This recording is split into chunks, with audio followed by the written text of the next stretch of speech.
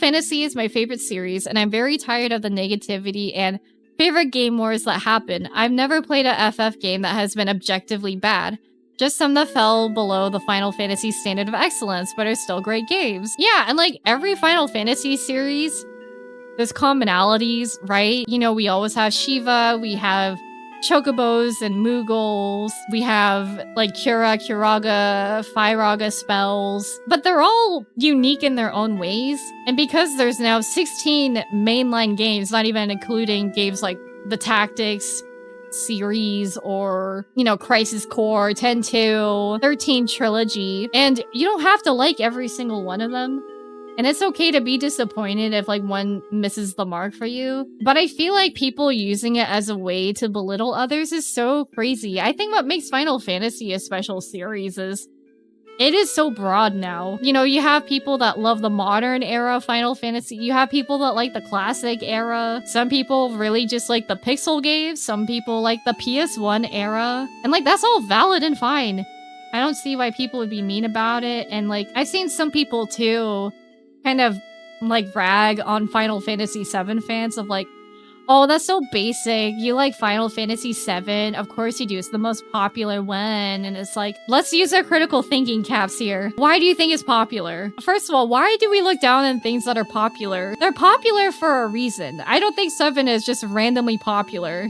It has a very interesting history of being the first 3D Final Fantasy game. They did so much advertising in NA. And they were really like, look at this game, look at what we can do with it. They didn't even really advertise it as a JRPG. I think they were just like, come play our game. And it really kind of put JRPGs, I feel, on the map here from what I've heard. So it's very revolutionary. And I think you don't have to love 7 as your favorite, but I think to disrespect the history and the work that's gone onto it and the legacy it's led behind, I feel like it's very naive and foolish to do that. 7, like, I love 7. It is definitely not in my top Final Fantasies. I love it a lot, but I'm not like, oh my gosh, yeah, like, this is my favorite. I like 10 and 8, and 8 gets a lot of, like, crap all the time, and it's never going to ever be, you know, the Final Fantasy that gets the most. I wish other Final Fantasies got as much love as 7, but it's just how it is, and I'm not gonna get mad at 7 fans for it. It's okay to accept that something is not for you, but that doesn't make it bad. Exactly! When people are like, game bad, it's slop. It's like, okay, is it really slop? Like, the creators just gave no care or thought to it and they just wanted to put out something to make money? Or is it just not for you? You can criticize games you like, you can criticize games you don't like, but to always reduce everything to slop, especially when you can't tell if it's your personal preference versus an objective truth. Like, when people bring up turn-based versus, like, action combat, I do think it is a personal preference. I think I like turn-based more than action after playing both Kingdom Hearts and Final Fantasy games. A lot of times it's their first Final Fantasy game and then they just stick to that as their favorite because of that. I think that's fine because the first Final Fantasy just tends to stick with you because it's your introduction to the series and it kind of opens your eyes to like what you like about it and stuff. For me, I love 10, but as I played the other ones, I'm like, oh, I really like aspects of the other Final Fantasies more. One of my biggest problems with 10, I don't like the maps. I don't like the long straight paths that are just straightforward. Like, I want to be able to explore a little bit more, like in an open type of way rather than it's just pathways and walking in a straight line. But I think I'm okay with it. And it doesn't detract from the total enjoyment of the game because, like, the story is just that good. And the combat is really good itself. And Dia says, I do hope that they leave FF7 alone once that remake is fully done. I think it would be nice if other games got love. I understand, like, 7 is popular, so they're probably, like, more people will play this. As much as I would very much, like other games to get remade, you know what I mean? It's not the end of the world to me. I was talking about this with a friend, and we were both like, if anything, if anything, we feel like Final Fantasy VIII would do really good with a remake. Maybe I sound biased because I love Final Fantasy VIII, and I know, like, it's a very divisive game. For people that didn't have a good impression of it, whether it's from the gameplay to you know, the story, I would love for them to like improve it so people can have a chance to really see like what I see in it. I wish 8 just got more merch too. Like 9's been getting so much merch and I'm like, I really want 8 to get that recognition and merch too. FF8, as fun as it is, needs some edges to be polished regarding how they explain all the systems that game introduced. I agree with that. Getting your junction spells can be quite tedious, so I would like for them to find a better way to incorporate it. Like, I know that getting triple triad cards and like you can modify things, but I still feel like it's kind of tedious for me, and I think it would do better. I don't know if there would be like a different way to make it better, but I think, you know, less tedium. And I also think another thing I would really like for them to improve on, and my very indulgent, I hope they make a Final Fantasy VIII remake someday dream. I really want the other characters, besides Rinoa and Squall and Laguna, to get more development. Because I feel like there could be so much more potential, like with characters even like Quistis and Irvine.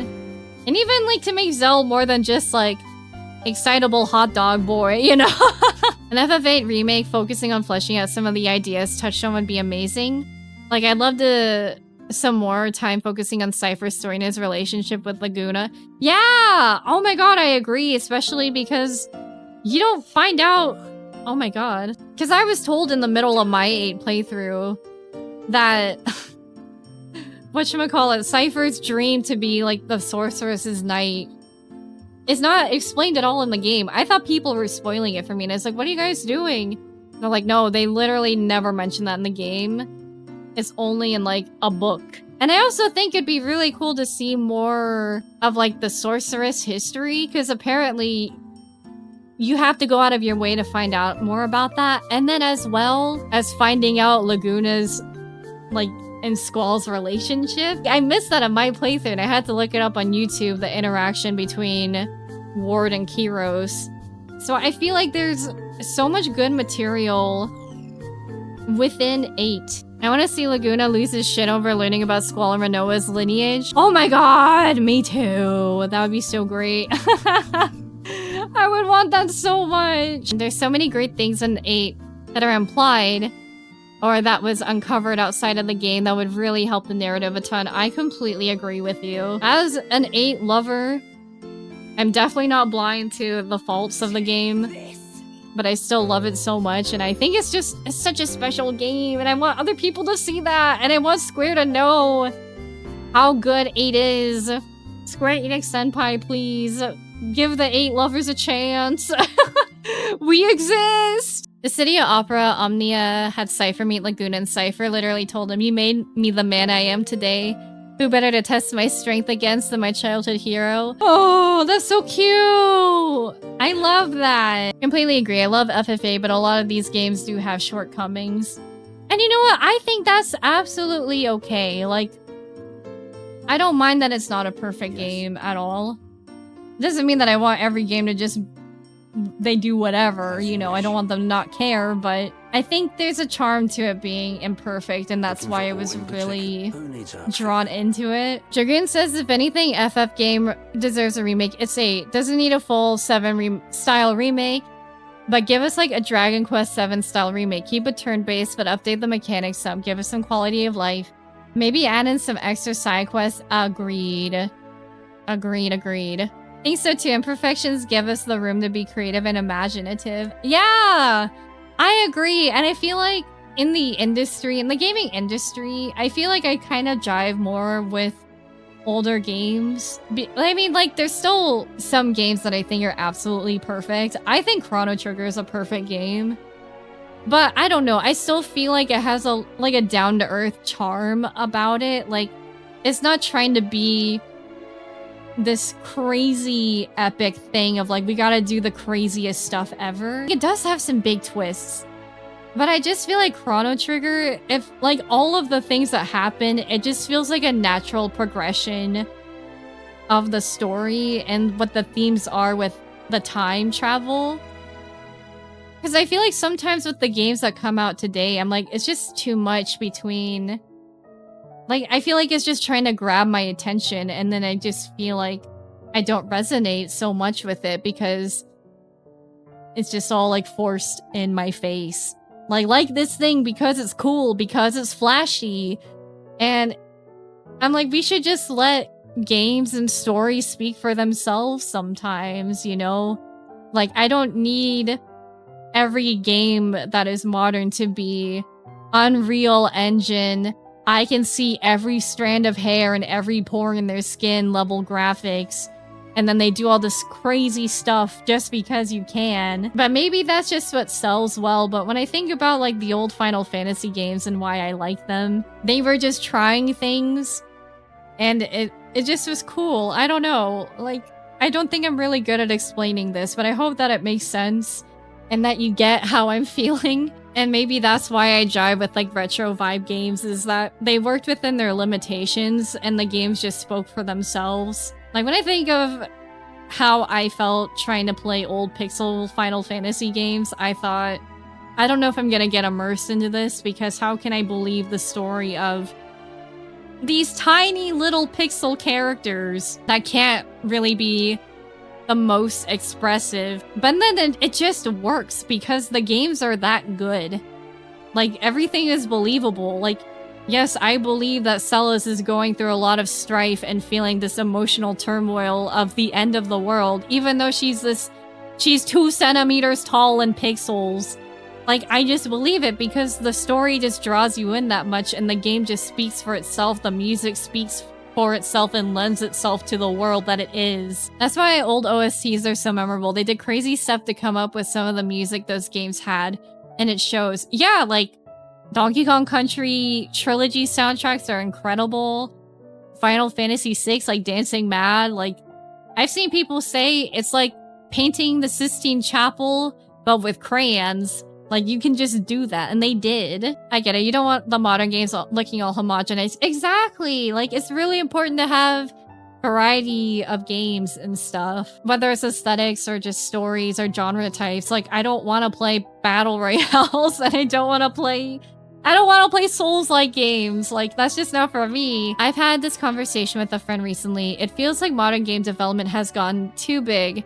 Every game needs to have a huge budget and needs to hit on the popular topics and tropes, and needs to sell massively in order to be considered successful. You don't really see the kind of game development you did back in the PS2, PS3, and earlier eras, where devs would just throw ideas at the wall and trying to make games that were weird and interesting and different. I completely agree with you. I wonder if social media kind of lent itself to that, of like, what goes viral? What's everybody gonna talk about? There's Game Awards. What's gonna be talked about at the Game Awards, you know? I don't think Game Awards are inherently bad, but I think people let gaming awards dictate their perceptions a little too much sometimes, of like, well, this game shouldn't have gotten this award. This game should have gotten awards. This actor should have... And it's like, the most important thing is, did you like the game?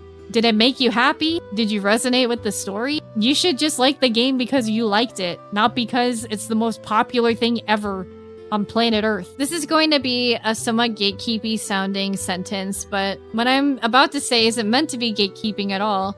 But you can blame a lot of how big developers make games on how mainstream popular games have become. Instead of trying to find their fun niches, corporations will often direct game development to appeal to as many people and as mass a market as they can. And in doing so... Hold on, I lost my place. And in doing so, they kind of lost touch with the niche and strange and unique takes that bigger devs used to have. And I get it from a marketing and a business standpoint. If you're spending a lot of money to make games, you want to make sure that they sell well.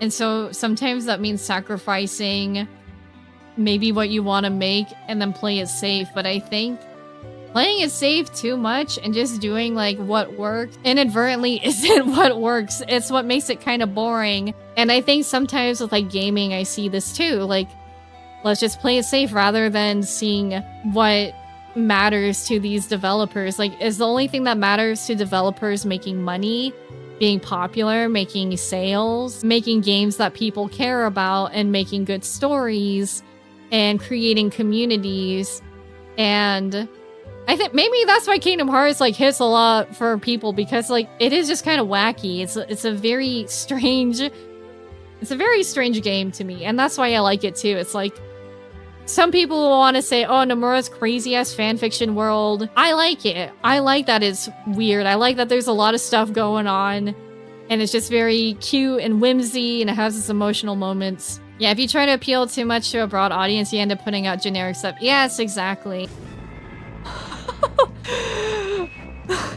Sorry, when I hear this music, I don't feel so good. It reminds me of WeGraph, and I don't like it. Ah! I don't like it. Fuck it. We ball. The WeGraph PTSD is real. Yeah, you know, I forgot to buy swords, but we got so into the discussion. You know, I don't even care. I'm here to hang out.